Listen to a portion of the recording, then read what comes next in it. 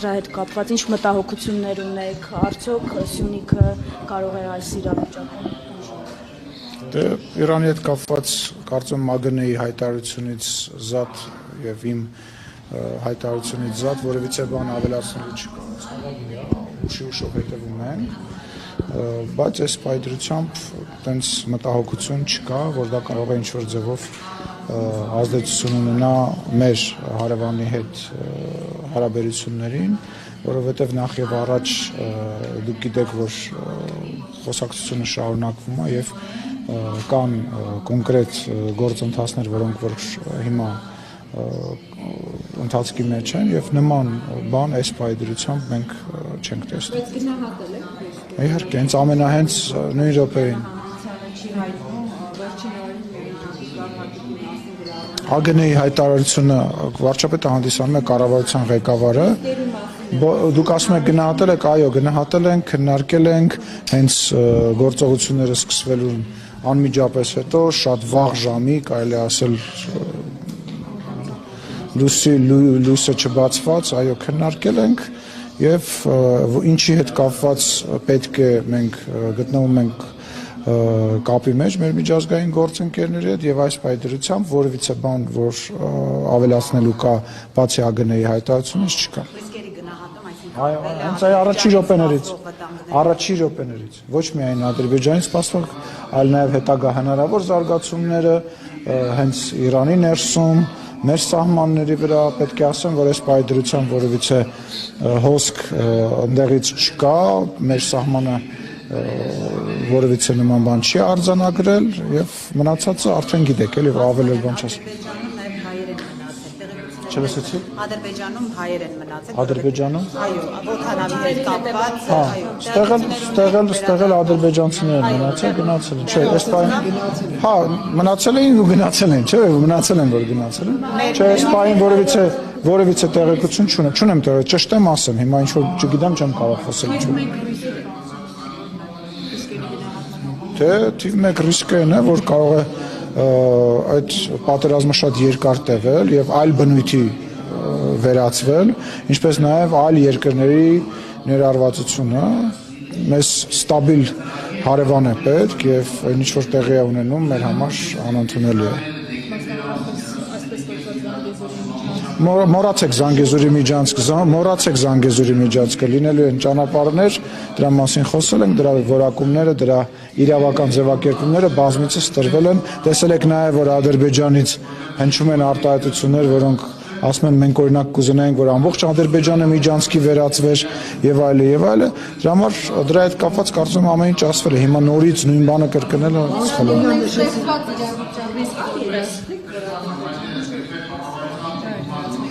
Լուսինե ջան, ես քաղաքական առումով եմ ասում մոռացեք եւ ռազմական առումով էլ արդեն ռազմական գերատեսչության ղեկավարը կպատասխանի, այդ խոսակցությունը փակված է եւ այդ խոսակցությանը վերադարձ ոչ այն ժամանակ ա եղել, ոչ հիմա կա, ոչ էլ ապագայում կարա լինի, դրա հետ կապված իրանք հայտարարություն են արել, մենք մեր դիրքորոշումը ասել ենք, իրանք զարմանքով են մոտեցել, Ադրբեջանի նախագահը ասել է ես զարմանում եմ ընդհանրապես դուք ինչի եք դրանից այդպես վատ վերաբերում, Ադրբեջանի պաշտոնյան, որը որ զբաղվում է իրենց արտաքին քաղաքականությամբ եւ հանդիսանում է իրենց ցելը, որ ինչ են հայերը այդպես ցավագին տանում, մենք կուզենայինք, որ ամբողջ Ադրբեջանը լիներ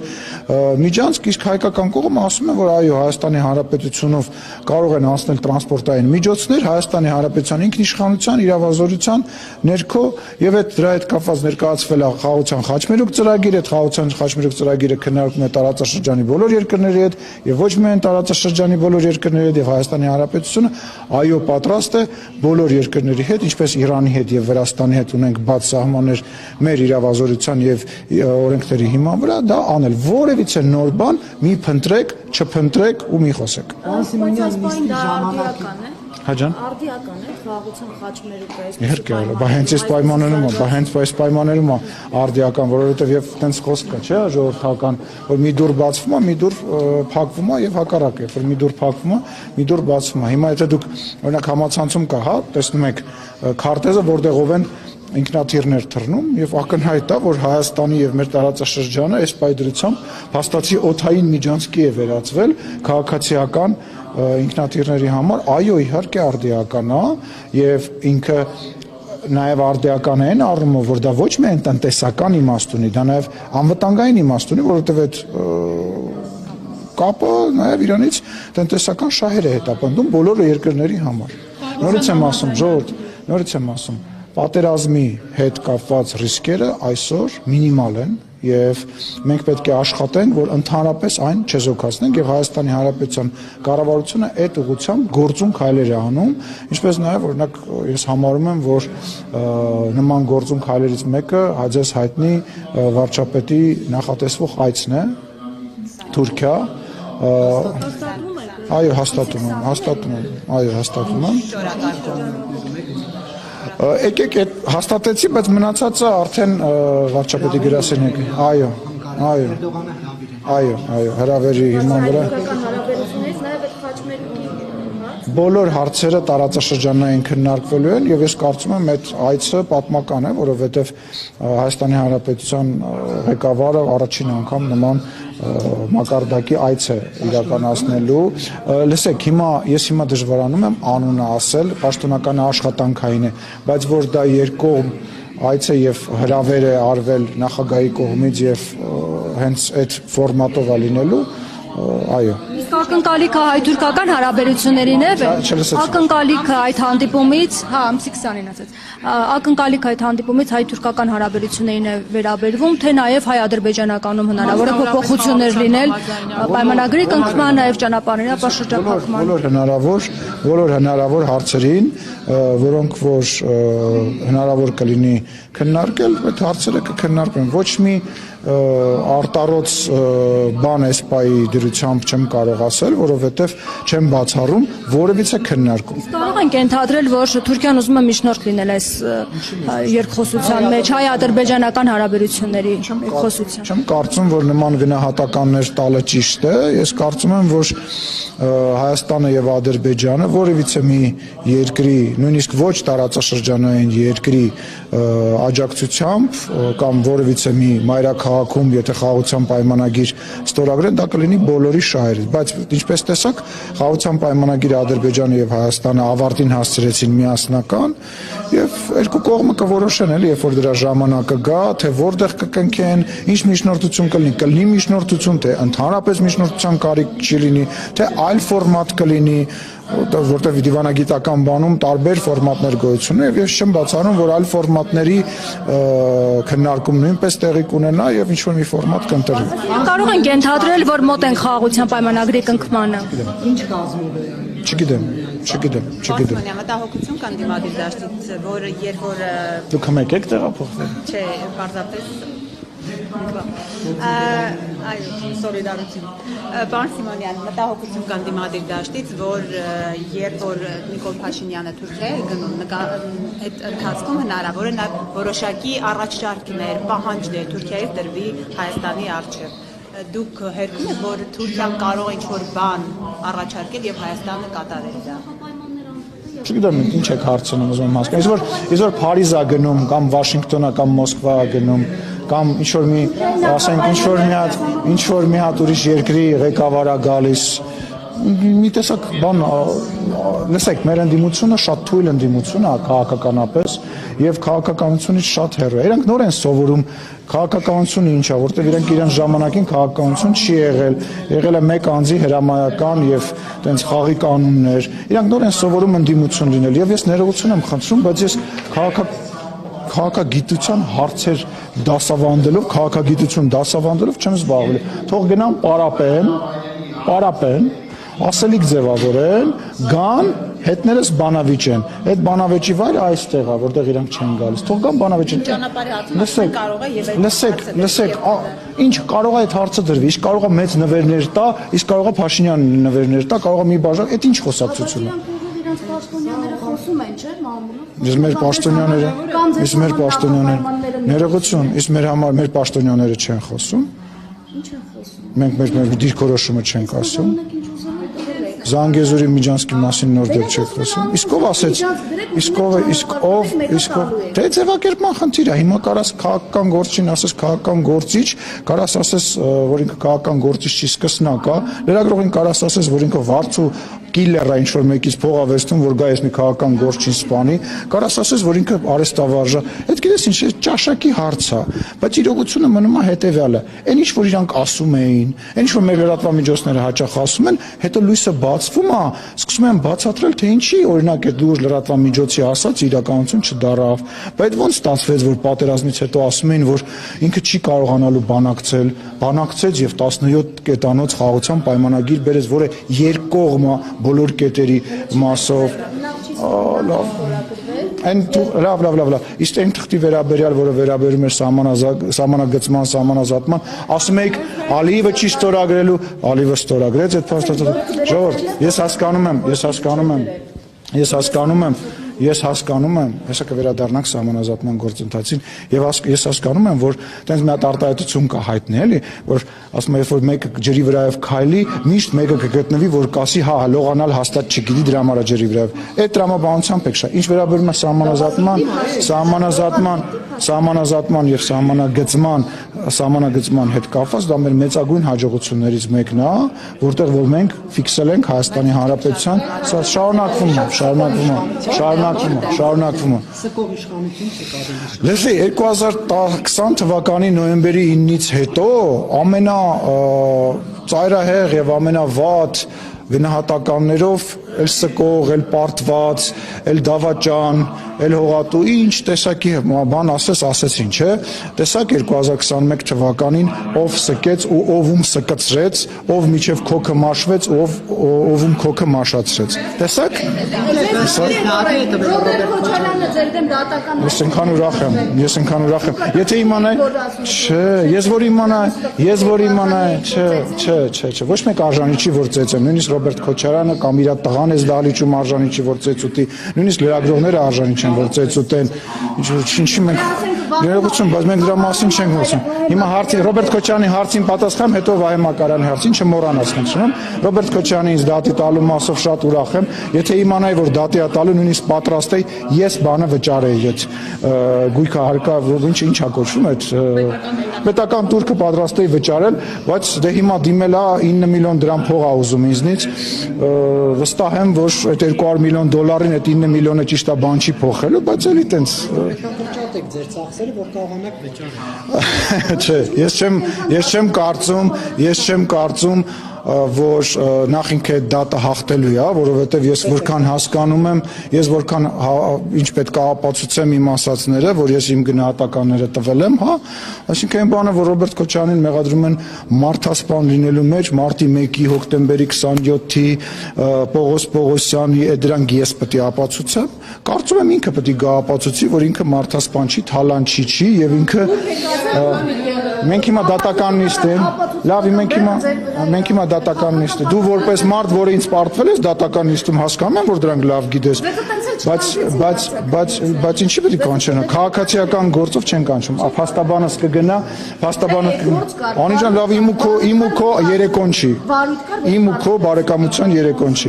մնացած հետ կապված քո գործընկերները հարցնում, հա։ Ժողովի տարածքից պատգամավորի անցափոխով ներս մտած լրագրողին Վահեին, հա, անվտանգության աշխատակիցների միջոցով դուրս հանել ինչքանով էր տեղին բաց։ Տեսեք, գոյություն ունի կանոն, որով որ լրագրողները կարող են գործել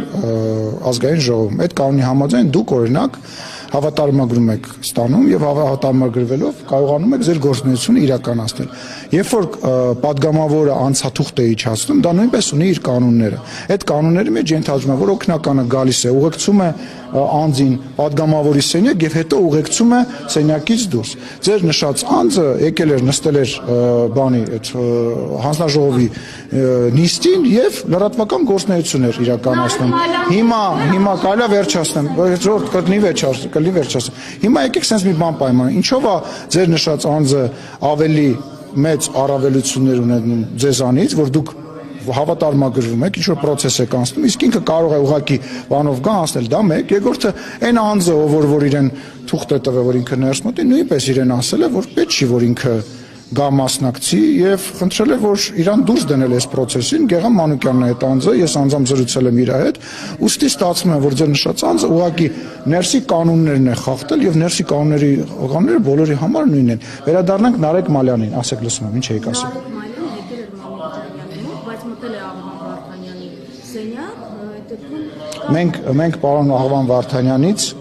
կամ պարոն Մամիջանյանից որևիցե բողոք չենք ստացել եւ որևիցե ակնհայտ էր, ումից էր պես ստանալ, ասենք ակնհայտ էր։ Ինչ կանոնը։ Նախ Նարեկը Մալյան չէր եկել լրագրողական գործունեություն իրականացնում, մեկ, երկրորդը։ Ինչի տանենք Մամիջանյանի սենյակ, Նարեկին Մալյան հանել են։ Ախր Գեղամն էլ չէր ուզում որ գնա իր սենյակ, Գեղամ Մանուկյան նույնպես ասում էր որ սխալ է։ Ժողովուրդ, տեսեք, վերջացրեք այդ ես հասկանում եմ ձեր ցանկությունը նախ գործընկերական առումով իրար աջակցելու, բայց եկեք ազնիվ եւ անկեղծ լինենք, հա, գոյություն ունեն կանոններ, բոլորի համար այդ կանոնները գործում է։ Հիմա դուք կարծում եք որ ճիշտ է, որ դուք օրինակ չհավատարմագրվեք, ինչ որ ծանոթ պատգամավոր ձեզ թուղթ տա, ու այդ մարդը գանստի ընդհանրենք պաշտպանության հանձնաժողովից ռեպորտաժը, չէ, դա նորմալ չի։ Եթե դա նորմալ լինի, կանոնակարգը դա կներառ, եթե չի ներառում, ուրեմն դա նորմալ չի։ Լավ էլի, խնդրում եմ։ Քաղաքացիական պայմանագրի Անիծված է։ վարչության անդամի քաղաքացիական պայմանագրի վարչության անդամի տեխնատուներ են առաջադրվում։ Դուք նախ առաջադրվել եք եւ ինչ կազմ է, ովքեր են առաջադրվել, ովքեր չեն լինի։ Կարծում եմ կոռեկտ չի, որ ես ասեմ, թե ով չի առաջադրվել։ Դուք առաջադրվել Ես առաջադրվել եմ, ես կարող եմ խոսել միայն իմ մասին, ես առաջադրվել եմ։ Դե թողել է կազմը ընտրվի, չեմ կարող ձեր հարցին պատասխանել։ Դե կգաք, կեղծ ոչ որևիցե բան չի կեղծվել, որևիցե բան չի կեղծվել, եղել են խնդիրներ, դրա համար եղել է վերահաշվարկ եւ պարոն Թորոսյանը, որի անունը դուք հիշատակեցիք, նույնպես վարչության անդամ է ընտրվել եւ այդ այսպես ասած արդյունքները ընդունել է, իսկ ինչ վերաբերվում է արդյունքներին կգնայեք, էլի դուք այնտեղ եկել նելու տեսախցիկ Չեմ կարող թիմը ասել, այո, կազմը կմեծանա, կանանց քվոտա ենք ավելացրել, որ կանայք ավելի շատ ներգրավված լինեն, էլի։ Դուք հավակնում եք վարչության նախագահի աշխատանքը։ Լսեք, անկեղծ չէ, որովհետև այդ աշխատանքը ինձ շատ է, էլի։ Ես չեմ ուզում, ես առանց այդ ծանրաբեռնված եմ, ինձ դժվար է հաճախ վարչության նիստերին մասնակցել։ Բայց մենք ստեղծման օրվանից առնվազն 3 այլ տեխնատ բան ենք ունում։ Պապիկյանին մի բան դրեցիք, հետո Նիկոլ Փաշինյանը վտանգներ տեսավ, այդ էլ վերցրեց ձեռքը։ Չէ, չեմ կարծում, որ նման մտահոգություն կա եւ նման մտահոգություններ երբևիցե եղել է։ Ես ձեզ ասել եմ, ձեր մտածելակերպը մեզ համեմատել մնացած կուսակցությունների հետ մի քիչ սխալ է, մենք շատ բաց ենք եւ Արայիկ Հարությունյանն ա եղել մեր առաջի կուսակցության վարչության նախագահ Սասուն Միքայելյանը, Սուրեն Պապիկյանը եւ միշտ տեխնատուներ են ունենում։ Ես ձեզ ասեմ, վարչապետը ինքն է հրաժարվել այն դեպքերում, երբ որ ինքը չի եղել, ինքն է հրաժարվել եւ այս անգամ էլ երբ որ ես եմ իրան առաջադրել որպես վարչության նախագահ, այս ընտրություններից հետո վարչության, որը որ ինքը դարավ, ես ակնկալում էի, որ էլի հրաժարվել է եւ դրա համար մի հատ երկար տեքստ ասի, բայց այս անգամ համաձայնեց ու ես կարծում եմ այդ պատասխանատվությունը վերցնելը ճիշտ է։ Չգիտեմ, ինչը։ Այո, իհարկե առաջադրվել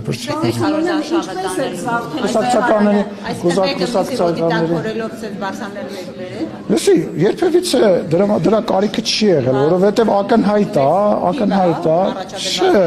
չէ, ես ձեզ ասեմ ավելի շատ մարդ առաջադրել ամենամինիմալ բանն է, ամառային դպրոցի 100 տեղի համար 700 դիմորդ ունեմ արդեն ես, հիմա ասենք այդ ինչ բան է, չէ, չի կարելի Ինչպես եք պատրաստում զարդել։ Ինչքով ասում, որ վեհարանը պետք է զարդի։ Վեհարանը ինչքով ասում պետք է։ Ասում վեհարանից հանել, վեհի եւ հանձնախումբ ստեղծել, ընտրություններ կազմակերպել կաթողիկոսի, ինչպես եք զարդելու։ Եթե դուք հիմա գալիս եք իմ հետ հարցազրույց անելու, դուք ինչ որ բան զարդում եք, ինչ ճնշում եք, նեղացնում եք, հա, չէ, ուզում եմ հասկանամ, հարցը, ուզում ես արի սենց անենք, որպեսզի հասկանալի լինի մարդկանց, ովքեր որ դիտում են, որ դու տենց իբր անկողմնակալ ես եւ հարց ես տալի, որ ինֆորմացիա ստանաս, այլ ոչ թե վեհարանաս երբ եք զարդելու հարցը չէ։ Ինչ եք կարծում, օրինակ ինչ եք կարծում, բայց ինչ են կարևոր զարդել ենք, այսինքն լավ, բարի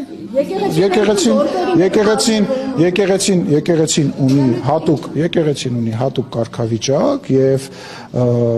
սահմանությամբ սահմանված է որ ունի հատուկ կարգավիճակ եւ Հայաստանի Հանրապետությունը բնական է պետքա իմ նաև կարծիքով իր դերակատարումն ունենա այդ կառույցի մեջ եւ դա մեր կարծիքն է գիտես ինչ Սահմանությունը գրած է որ մենք որևիցե կարծիք պետքա չունենանք այդ ոնց արվում սահմանության այն հոդվածը որ ձեզ ձեռա տալիս Դուք չեք կարող կաթողիկոսի ընտրությունները բայց հələ սպասի ինչ ես բայց հələ սպասի ես ինչ խումբ ուզենամ կարամ ստեղծել այդ դուք կարաք 4-5 հոգով հավաքվեք ասեք մենք 3 հոգով հավաքվում եք կամ մի հոգի ինտերնետա ձեռան գնում հայտարարում որ ինքը լրագրող է ես պետության բարձրաստիճան ներկայացուցիչ չեմ կարող ասել որ ստեղ խնդիր կա եւ ես ուզում եմ պետությունը ուզում է այդ խնդրով զբաղվի տեսեք շատ կարեւոր է այդ մենք մշտապես խոսացել ենք որ այդ կառույցի հետ կապված բազմաթիվ խնդիրներ կան այդ կառույցը հիմնված է հարգանքի վրա այդ կառույցը հիմնված է հավատի վրա հիմա դուք եկել եք ինձ հարցեր եք տալի հիմա ես ներողություն եմ խնդրում ձեզանից եւ մի հարց ունեմ ձեզ հռետորական հարց ունեմ ձեզ արդյոք դուք sense համարցակ լրագրողներով այսինքն խելացի լրագրողներով երբևիցե հարցրել եք կաթողիկոսին կամ որևիցե սրբազանին այնուամենայնիվ երեխա ունի թե չունի ես մի հարց եմ տալի գնում եք հարցնում եք կարամ խոսեմ գնում եք հարցնում եք ձեզ կներեք ներողություն եմ խնդրում լապշա են կախում եւ ասում են գիտեք ինչ այդ հարցերն են որոնք չեն տրվում եւ արդյոք ու սկսում են կոսմոսից խոսալ հիմա ասենց լավերով լրատվական դաշտի համարներով խելացիներով մի հատ խնդրում եմ ձեզ կարող եք արդյոք այդ ինֆորմացիան բերել ինձ պետք չի ես գիտեմ որ ունի եւ մեր հանրությանը ներկայացնել տեսեք եթե եթե գերակահարց չի ուրեմն դա կմնա եւ կմարի բայց այդ հարցը չի մարելու ընդհակառակը 2010 սաղ աշխարհը գիտեմ ասել 2018 թվականից սկսած այդ խնդրեմը մշտապես եղել կարամ խոսամ Էրիկա Անտատես այդ խնդրեմը մշտապես եղել է ու մշտապես իշխանությունը 2018 թվականից սկսված փորձել է դրան չանդրադառնալ բայց այն ամեն ինչ որ կատարվում է հիմա ժողովուրդ առնվազն պետք է Հայաստանի Հանրապետությունը հայ ժողովուրդը ունենա նոր կաթողիկոս ինչ որ չափանիշներին համապատասխանող Իրանք իրար մեջից կընտրեն ներողություն քաղաքացիական պայմանագրի լուսինե քաղաքացիական պայմանագիր կուսակցության վարչությունում չի ընտրվելու այդ կաթողիկոսը այդ կաթողիկոսի չափանիշների նոր կաթողիկոսի չափանիշների մասին գրված է հենց իրանց կանոնակարգերում եւ ախր այդ իրանք չեն լուսինե իրենք չեն դուք հասկանում եք իրանք խնդրեմը կայանում է նրանում որ իրանց ընկալումը եւ այդ ընկալումը որ իրանք ներշնչել են ձեզ ու որոշ որ մեր քաղաքացիներին որ եկեղեցին իրանց բանն է դուքյանն է որ եկեղեցում իրանք կարող են անել ինչ ուզում են ինչ հնարավոր է անել բայց երբ որ գալիս ասում ես գիտես ինչ եղբայր սա իմ հավատի չընդհատես եւս կվերջացնեմ ու երբևիցե քեզ հարցազրույց չեմ տա երբ որ որևիցե մեկին չեմ տա այդ կարգ ու կանոնը հերիք եղավ ինձ ընդհատեք ոնց բա ինչ պետք է անեմ ձեր դասատուն չեմ որ ձեր դասատունը լինի տենց չէի կանի եւ յուրաքանչյուր հավատացյալ մարդու համար տհաճ է որ մտնում ես միտեղ որտեղից քեզնից փող են մուրում ես նկատի չունեմ այն մարդկանց ասեցի չընդհատես Երբ որ քեզնից գայս ասում են դե երկչախմբին էլ 50000 դրամ էլ պետք է երկչախմբին կա Սուս մի րոպե բանը սարկավագին էս ինչը ես եկեղեցին չեմ թիրախավորում դուք ես ներողություն եմ խնդրում ես բարձրաստիճան պաշտոնյա եմ այո բարձր Երբ որ դու ինձ հարց ես տալիս դու Հայաստանի Հանրապետությունն ես թիրախավորում Դուք քաղաքական մի հատ հարց եմ տալիս քաղաքական պատասխան Ես հավատացյալ մարդ եմ իրանք էլ հավատի հիմա այդ մարդիկ սեքսով կարող են զբաղվել թե չեն կարող այդ մարդիկ դա այնքանով է իմ գործ անի սպասի դա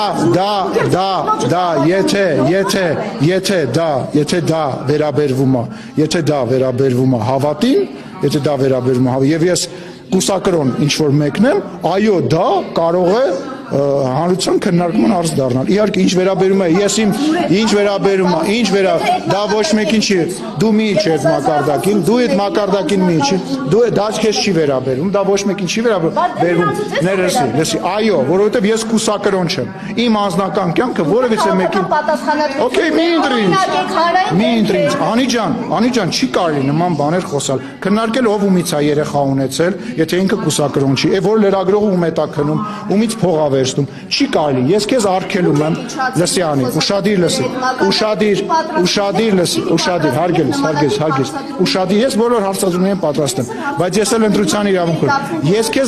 ունեմ։ Ես քեզ արգելում եմ, ամենավատ ընդդիմադիրի, ամենավատ իմ ընդդիմախոսի, ընտանեկան կյանք, անձնական կյանք մտնել, դու դրա իրավունքը չունես, ես նույնպես դրա իրավունքը չունեմ։ Մենք խոսում ենք այլ կառույցի մասին։ Այդ կառույցը հիմնված է հավատի եւ հարգանքի վրա։ Ես որևիցե մեկի տվյալներ չեմ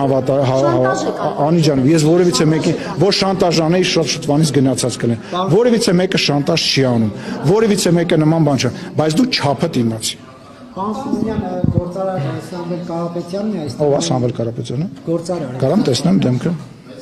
Հա, ներողություն չգիտի։ Իստված մեջ չէ, ես գիտեմ մեր մոտ ինչ որ պլան է։ Նա ասում է, որ մի փոքրիկ խմբակ մոռանալով հայոց պատմությունը, հայ եկեղեցու հազարավոր տարի պատմությունը հարձակվել է հայ եկեղեցու, հայ ժողովրդի վրա եւ ասում է, եթե քաղաքական գործիչներին չհաջողվի, ապա մենք մեր ձևով ենք միջամտելու եկեղեցու դեմ արշավին, սա ինչպես է մեկնաբանում, մենք մեր ձևով ենք միջամտելու։ Չեմ ուզում մեկնաբանեմ, որովհետեւ եկեղեցու հայ առաքելական եկեղեցու դեմ որևիցե մեկը որևիցե բան չի անում, մենք բոլորս հանդիսանում ենք հայ առաքելական եկեղեցու հետևորդներ եւ պարոն Կարապետյանի դիտարկումները կարծում եմ տեղին չի։ Այլ հարցեր կան։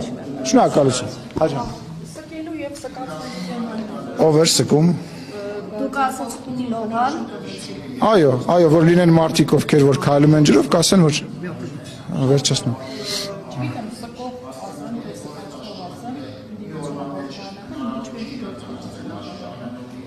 Բայց կարողացել է նախաձեռնել։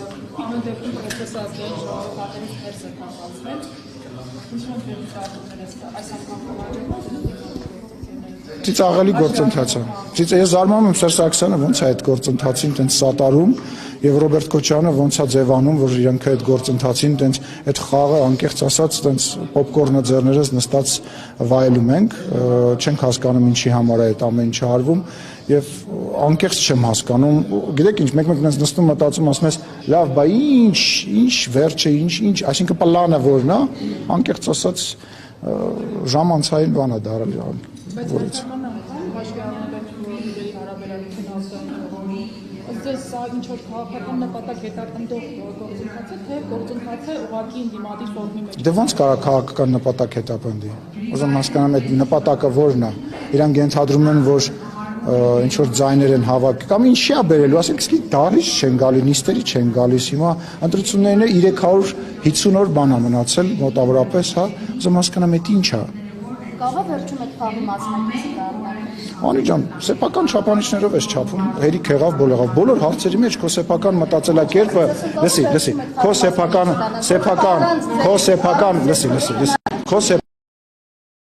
հարցերի մեջ քո սեփական մտածելակերպը մի դիր, դա վատ տպավորություն է տալիս ասեմ։ Վարչապետի բոլոր հարցերին։ Վարչապետի աշխատակազմը massամբ ֆինանսավորում է, կրծվել է նորաձև շարժումը, որոնց Նիկոլ Փաշինյանն է մասնակցում, բայց այդ գումարի չափը չի հայտնում հանրությանը, սա մտահոգիչ չէ։ Տեղեկություն չունեմ, չեմ կարող։ Ես հայտնեցի։ Չէ, չգիտեմ, հիմա տենց պետքա մի հատ շատ բան կարաս հայտնես, ես պետքա մի հատ այդ հարցին ծանոթանամ, տեսնեմ նաև ձեր ասած հասցեատերը ինչ պատասխան է տալիս։ Մամուլ չեք կարդում երեկվա։ Կհավատաս, արդեն շատ բաներ չեմ կարդում, որտեվ ես եմ հիմնականում մամուլի հիմնական վերնագրերը ստեղծում, իսկ ես ինքս ինչ չեմ կարդում։ Հա, մի օր համեմատական կանցկացնենք, կտեսնենք որևիցե այլ լրագրող կամ քաղաքական գործիչ, բացի մի քանիսից, ով է ավելի շատ վերնագիր տալիս, եւ ես քեզ վստահեցնում եմ առնվազն ես միշտ կան։ Լուսինե ջան, նորից եմ կրկնում, արի, շմայսի մասին խոսացիր, իմիջից պետք չի մարդուն տենց ածականոտ։ Առաքել Մովսիսյան ասեք, շատ լավ, Առաքել Մովսիսյան, տալիս է, չէ՞։ Նիկոլ Փաշինյանին էլ կհորդորեք, որ Շմայիսով չդիմի այլ անհասկանալի։ Լսեք, նախ կբերես կտենամ որ դեմ տենց դիմել։ Ես որևիցե մեկին երբ որ ինչ-որ բան հորդորում եմ, ես դա անում եմ այն ժամանակ, երբ որ գտնում եմ ճիշտ։ Եթե գտնեմ ճիշտ, այո կհորդորեմ, բայց ով ինչ ասում է, իր վրա վերցնում է այն պատասխանատվությունը, ինչ որ ինքը ասել է։